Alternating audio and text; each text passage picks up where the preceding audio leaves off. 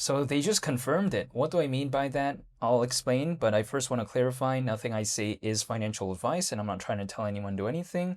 This is just purely my perspective. But did you know that MoneyGram recently made a post confirming that they have extended their 5-year partnership in regard to Stellar? I think this right here is such a major victory at the end of the day. Not to mention, I think if anything, this could only just hypothetically maybe increase the notoriety when it comes to Stellar moving forward, especially considering just how popular, again, MoneyGram is.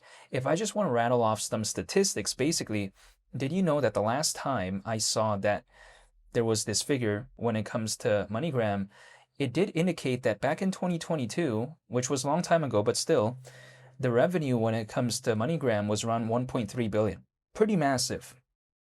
Not to mention, that's just from my understanding, but I'm just saying, in terms of transaction volume, it's kind of like estimated how MoneyGram processes hundreds of billions in annual transfers. So again, when I take a look at that right there, this is pretty impressive in my opinion. Now people like to say, well, why would anyone even care about this? Well, again, this is just pretty impressive in my opinion. I mean, Stellar, people like to say, oh, Ripple is better. They like to say all this type of stuff, but it's not like Stellar is just completely left behind like that. I mean, it's still doing things in my opinion. The concern for me when it comes to this space isn't me waiting. Waiting for me is the easiest part. I'll gladly wait. But the thing that concerns me is if a project doesn't do anything. That's the concerning part for me. So if I still see some activity, my concerns are basically gone. Now, some of my friends out there, their biggest concern is waiting, but to me, I don't mind waiting. What I do mind is if a project doesn't do anything. So as long as I still see some activity, I have nothing to really complain about, but this is, again, just from my perspective. Now, people like to tell me, okay, but when it comes to Stellar, isn't it kind of outdated? Well, I disagree with that because if I take a look at the Stellar blockchain, for instance, it's still widely regarded as being one within the global trade and finance space in terms of the focus, primarily speaking, that is still very fast, right? In terms of the speed, the Stellar blockchain, it's still really known for that. And within this space, of course, what do enterprises oftentimes want to prioritize? Speed. Because let me just give an example. Let's say a big enterprise wants to adopt a certain project versus another one. Let's say one can process things at 800 milliseconds, the other one 600 milliseconds. The thing is this, people may be thinking like 200 milliseconds, like who cares about that difference? But the thing is this, if let's say the action is happening thousands of times a day, if it's multiplied over weeks, over months, over years, eventually that gap is going to be very massive, even though maybe 200 milliseconds just for a one-time thing doesn't really seem like such a massive deal. But over time, over thousands upon millions, even maybe billions of times, if that action is repeated, that could matter a lot. So within enterprises, usually they care about these minute details that maybe in the retail side of things we just don't really think about too much, but in the enterprise side of things they usually care about that. So the Stellar blockchain still being widely regarded as being very fast, I think that if anything might indicate that a lot of enterprises still do care to a certain degree, maybe arguably, when it comes to Stellar. And to a certain extent, if I see something so massive like MoneyGram even still care about Stellar to a certain extent, I just find it very impressive. Now, when it comes to XLM, people like to ask me if I am concerned whether or not I'll never see an altcoin season. Like, again, basically a lot of people like to ask me, would I be concerned if I never saw an altcoin season? Yeah, I think that's a better way for me to kind of phrase it. But besides that, for me, I'm not concerned if I don't see an altcoin season. Now, some people may be thinking, but why?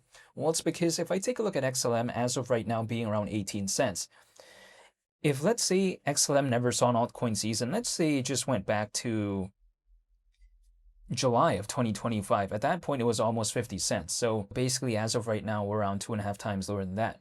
The thing is this, people like to say, well, who cares about around 2.5 times lower?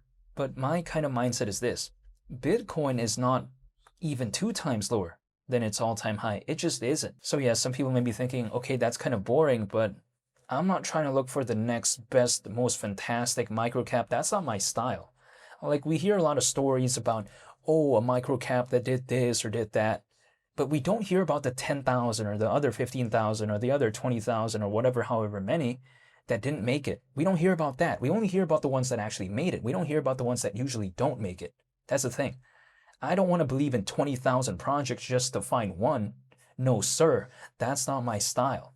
When it comes to XLM being ranked 16th in the world as of right now, when it comes to this space in terms of market cap, for me, I'd rather just believe in projects that are a little bit more established as opposed to something that's like a micro cap. That's just my style though, because again, I'm not trying to become Jeff Bezos. That's not my ambition. I don't need that personally. This is just my mindset, but I'm just saying, if let's say XLM could go back to almost 50 cents, or let's just say around 50 cents, I'm already going to Sizzler. And of course, I'm talking about Sizzler, the restaurant, which of course is my favorite of all time. But I'm just saying, when it comes to XLM, if it never goes above 50 cents, I wouldn't necessarily be disappointed. And does anyone think that July of 2025 was an altcoin season? I personally don't think so. But besides that point, you know, in December 2024, actually, XLM exceeded 50 cents, right? It was at around 54 cents. But again, if XLM just goes back to around 50 cents, I have zero complaints. I mean, of course, if we take a look at XLM, historically speaking, we'll see that actually the all-time high was almost $1, but that was like back in 2018 though, right? So that's like around 8 years ago, basically. I don't need to see that. I mean, if it just goes back to 50 cents, I have zero complaints on my end, but this is just my personal perspective. However, sometimes you like to tell me, what makes you think XLM could ever do that? Again, maybe hypothetically back to around 50 cents, because they say, take a look at the amount of competition. Well, here's the thing though. Is there really that many competitors within the global trade and finance space, which of course Stellar is focused on, primarily speaking? I don't think there's that many. Let me explain why. If we take a look at this space, of course, we know Ripple is number 1, Stellar is number 2 in terms of popularity. XDC arguably number 3. And then we also see something like Canton to a certain extent. And then we see something like Zebic, Onyx, XPR, Swiftcoin. You know, that's not even more than 10. That's the thing. There's just simply not that many famous ones within the global trade and finance space. Other market sectors out there, again, right, I'm talking about market sectors other than the global trade and finance space within this space, there's usually like 20, 30, 40 famous projects that are focused on that particular niche. But I just don't see it here. There is stiff competition. Like for instance, Ripple is very massive, but it doesn't mean it has the quantity in terms of the competitors. There is the quality, but there's just not that many. So if let's say the attention, let's say the narrative were to return, and let's say people like this particular niche again, if that is hypothetically the case, there just simply isn't that many projects to begin with. We're seeing the S&P 500 do well. We're seeing stocks. But this space is kind of lagging behind a little bit. But I don't mind though, because first of all, I don't mind waiting, and I'm willing to wait. And third of all, what happens if hypothetically there is that capital rotation where maybe sometimes the sentiment enters this space? We'll wait and see, but if maybe that is the case, again, I'm going to Sizzler.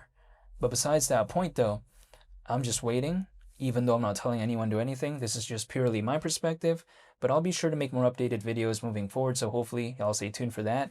I just want to say thank you for watching. I greatly appreciate it, and hopefully I'll see you all in the next one. I'm out. Peace. Bye.